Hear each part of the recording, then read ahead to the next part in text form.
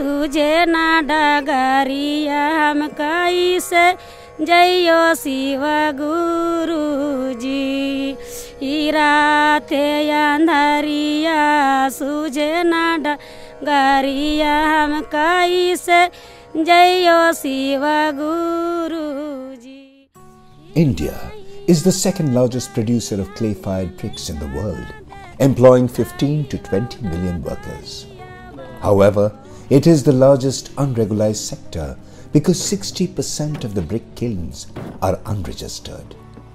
This leads to the darker side of these kilns, where bonded labor, child labor, environmental destruction and emission of harmful pollutants are the undesired effects. मजदूर आदमी है तो मजदूरी पूरा होनी चाहिए। अब पूरा दिन लगे रहते हैं, बच्चे न छोड़ के अपना साथ में काम भी करते हैं, तो इतनी मजदूरी नहीं मिलती है। तो ये लोग तो हम पे से काम करवाते हैं पूरा और मजदूरी कम देते हैं। Considering the workers and the old technology condition in the brick kiln industry in India, Center for Education and Communication, CEC, has developed a holistic framework whereby questions of labor bondage, equal rights of women workers, child labor, technology and environmental degradation are considered comprehensively by bringing different stakeholders together for effective results.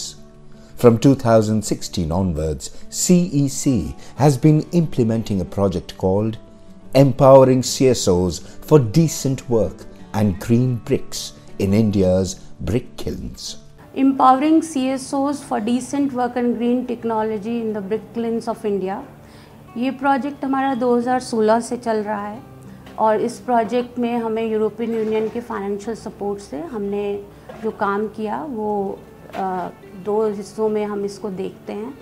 एक decent working condition for workers और एक pollution को एक environmental issues को focus करते हुए green technology. Bharat के ईंट भट्टों में हरित तकनीक और सम्मानजनक काम को लेकर के CEC प्रयास और TDS टेरेडी होम्स पिछले 4 सालों से काम कर रहा है। इस परियोजना के अंदर राजस्थान, उत्तर प्रदेश और त्रिपुरा 3 राज्यों के उसमें है। इसमें हमारा जो फोकस था, एक तो ब्रिक किल्न्स पे जो माइग्रेंट वर्कर्स आते हैं, जो भी वर्कर्स ब्रिक किल्न पे काम करते हैं, उनके लिए कैसे एक सम्मानजनक काम की स्थितियों को सुनिश्चित किया जाए और ग्रीन जो टेक्नोलॉजी है उसको प्रमोट किया जाए ब्रिक किल्न्स पे।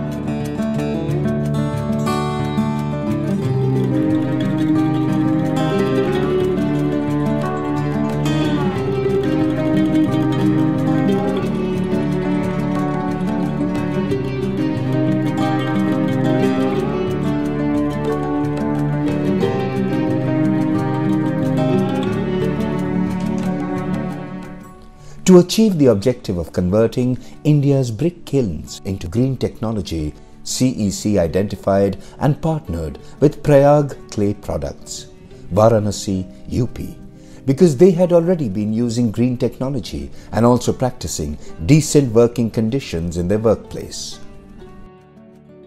मैंने नेचुरल ड्राफ्ट जिगजैग टेक्नोलॉजी और इंड्यूस ड्राफ्ट जिगजैग टेक्नोलॉजी, इन दोनों को काफ़ी परखा। सबके लिए विन विन सिचुएशन बनी वो, चाहे वो उत्पादन करने के मामले में हो तो उत्पादन की गुणवत्ता बहुत अच्छी हो गई। फ्यूल जो कंजम्पशन होता है हमारा मेन ईंटों को पकाने में, उसमें भी 25 से 30% तक की कमी आई और साथ ही साथ प्रदूषण जो हमारा होता था कोयले के जलने से, उसमें 70 से 75% तक की कमी आ गई। हमारे इस प्रोजेक्ट के दौरान लगभग 21 ब्रिक किल्न्स जो हैं वो जिगजैग टेक्नोलॉजी में कन्वर्ट हुए हैं और अभी भी कई जो ब्रिक किल्न्स हैं वो कन्वर्ट हो रहे हैं और इसमें अब ब्रिक किल्न ओनर्स डायरेक्टली जो प्रयाग क्लीन टेक्नोलॉजी है उससे डायरेक्टली वहाँ के जो ओनर हैं OP बदलानी जी, उनसे डायरेक्ट सलाह मशवरा करके अपने ब्रिक किल्न्स को कन्वर्ट कर सकते हैं। और उसके बाद फिर CEC ने मुझसे संपर्क किया, centre for education and communication ने। हम लोगों ने सिर्फ उत्तर प्रदेश में नहीं, हम लोगों ने त्रिपुरा तक जाके इस टेक्नोलॉजी का विस्तार किया और राजस्थान में भी जाकर हम लोगों ने इस टेक्नोलॉजी पे कार्य कराया। मुझे CEC के द्वारा 2017-18 में जानकारी हुई कि जिगजैग टेक्नोलॉजी भी है। कंपनी ने ही हमको बनारस OP बदलानी जी के यहाँ भेजा, 2 दिन की ट्रेनिंग दी गई। वहाँ से फिर उन्हीं के ज़रिए हमने एक भट्ठा अपना पहले जिगजैग किया। तो इस टेक्नोलॉजी में प्रदूषण बहुत कम है, तो उसका असर मज़दूरों के ऊपर तो है ही, और इसमें वेतन भी मज़दूरों का ज़्यादा है सादे भट्ठे से। हमारा बेनिफिट है, अव्वल की परसेंट बढ़ती है, ईंधन की मात्रा कम लगती है। हम लोग बहुत बेनिफिटेड है। ये ब्रिक टेक्नोलॉजी में जिगजैग जो टेक्नोलॉजी है, फर्स्ट टाइम हम लोग की त्रिपुरा में किया था। धीरे धीरे अभी बहुत हम लोग का जो ओनर है उन्होंने कर रहा है, तो उन्होंने अभी लास्ट 2-3 साल में धीरे धीरे बहुत ब्रिक फील्ड ओनर उन्होंने कन्वर्ट किया है जिगजैग ब्रिक फील्ड में। The strategy was to mobilize more number of brick kiln owners to go for green technology in brick making. Hence, the project partners focused on different ways to build awareness on the importance of green technology and its benefits amongst the brick kiln owners in the project locations. They joined hands with apex organizations of the states like State Pollution Control Board, Small Industries Department and Brick Manufacturers Association. Detailed information about zigzag technology, how it works, its benefits and impact on environment were shared with the brick kiln owners and other stakeholders. ज़रूरत है कि हम जब कोई भी technology transformation की बात करते हैं वो एक जस्ट ट्रांसफॉर्मेशन हो, न्याय संगत ट्रांसफॉर्मेशन हो। इसलिए इस प्रोजेक्ट के अंदर हमने जो ब्रिकलिन वर्कर्स हैं उनको भी ट्रेनिंग दिया, लगभग 100 के आसपास, ताकि वो इस नई टेक्नोलॉजी के अंदर कैसे जो बदलाव आए वो सीख सकें।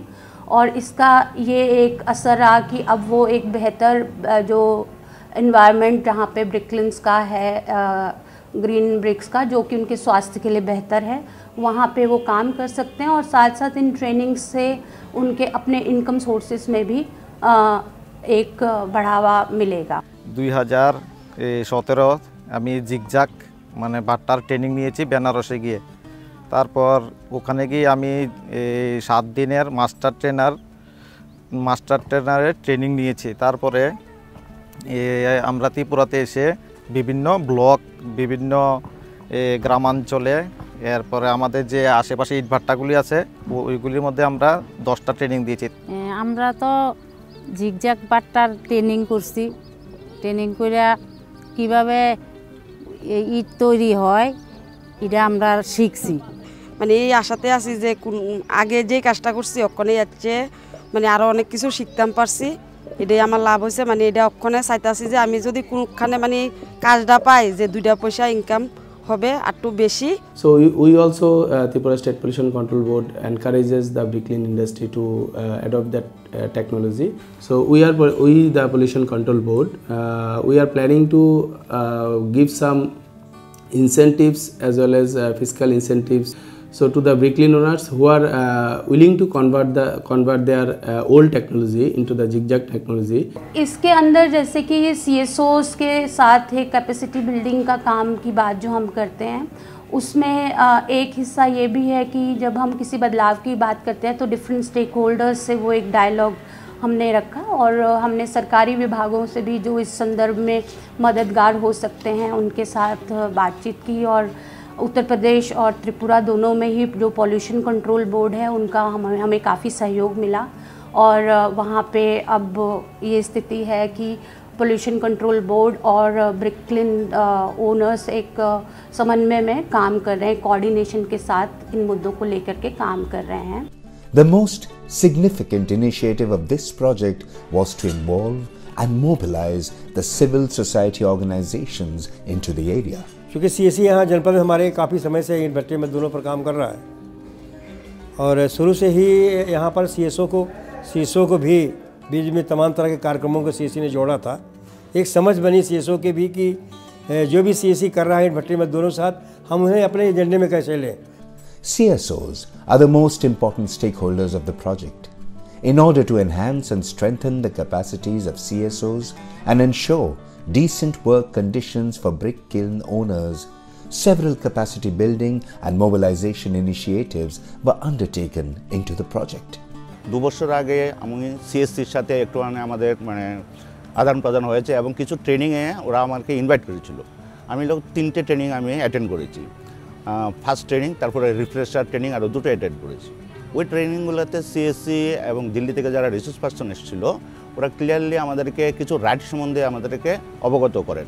फतेहपुर में हम लोगों ने एक कैंपेन सीईसी के साथ मिलकर ऑर्गेनाइज किया।